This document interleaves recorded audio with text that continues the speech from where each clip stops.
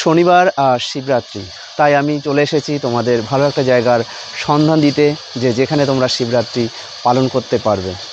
তো এখানে কিভাবে আসতে হবে এবং এই যে আমি যেখানে আছি তার পুরো ইতিহাস তোমাদের আমি সব কিছুই সবিস্তারে বর্ণনা করব। তো ভিডিওটা স্কিপ না করে প্রথম থেকে শেষ পর্যন্ত দেখতে থাকো। এ হচ্ছে মেন গেট, তোমাদের ঠিক এখান থেকেই প্রবেশ করতে হবে।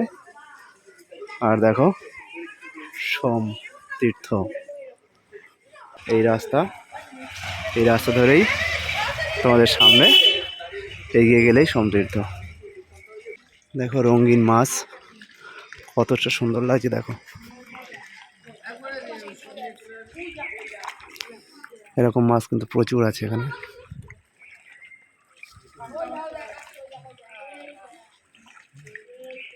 দেখতেই পাচ্ছ কতটা সুন্দর অসাধারণ পরিবেশ।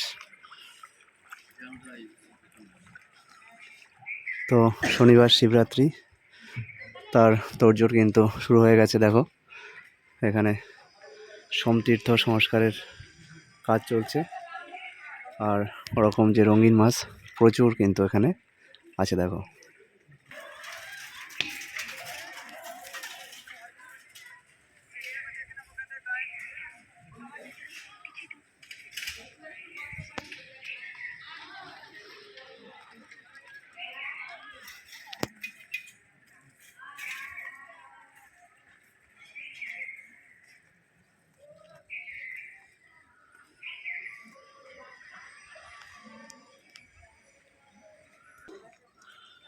একটা পাহাড়ের মতো করা হয়েছে, ওখান থেকে ঝর্ণার জল পড়ে এবং লাইটিং সিস্টেমের মাধ্যমে পুরো সোমতীর্থর তখন চেহারাটা সম্পূর্ণ অন্যরকম হয়ে যায়। আর দেখো ওখানে পালতোলা নৌকার মতো করা আছে, এবং এখানে দেখো কত সুন্দর ফুলের বাগান করা হয়েছে, ফুলের বাগান দিয়ে সাজিয়ে রাখা হয়েছে।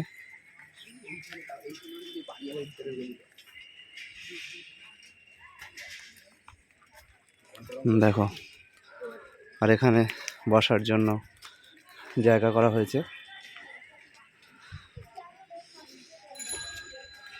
তো তোমরা কিন্তু এখানে আসতেই পারো শনিবার শিবরাত্রি উপলক্ষে জল ঢালার জন্য।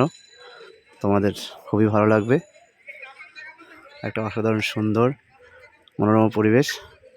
আর এই পুকুরে রঙিন মাছ চাষ করা হয়। আর দেখতে পাচ্ছ কত বড় মহাদেবের মূর্তি, কত সুন্দর লাগছে। দেখো দেখো ডালিয়া ফুল ফুটে আছে এবং খুব যত্ন সহকারে এখানে সব কিছু রাখা হয়েছে। দেখো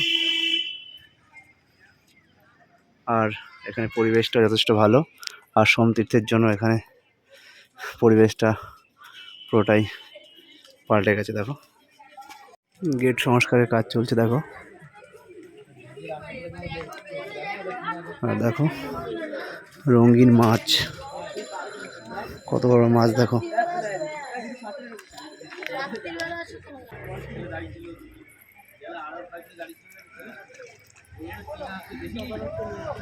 এরকম প্রচুর মাছ কিন্তু এখানে চাষ হচ্ছে, সবই রঙিন মাছ। দেখো সাইজটা দেখো।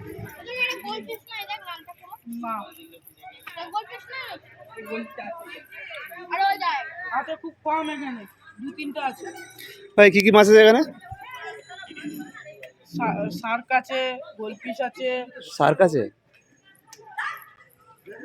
তেলাপিয়া আছে, রিংফিশ আছে। এগুলো রঙিন মাছ সব নাকি? হ্যাঁ দেখো কত বড় মাছ যাচ্ছে, দেখো দেখতেই পাচ্ছ সব সেই সাইজ। দেখো দেখো সাদা শার্ক। দেখো